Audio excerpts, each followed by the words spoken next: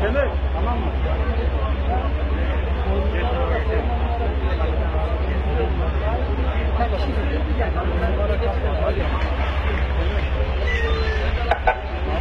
Sabit arkadaşlar.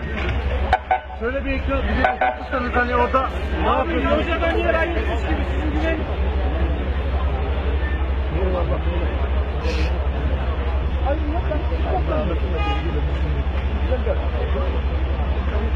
Murat geliyor. Allah bir daha geliyor, bir daha geliyor.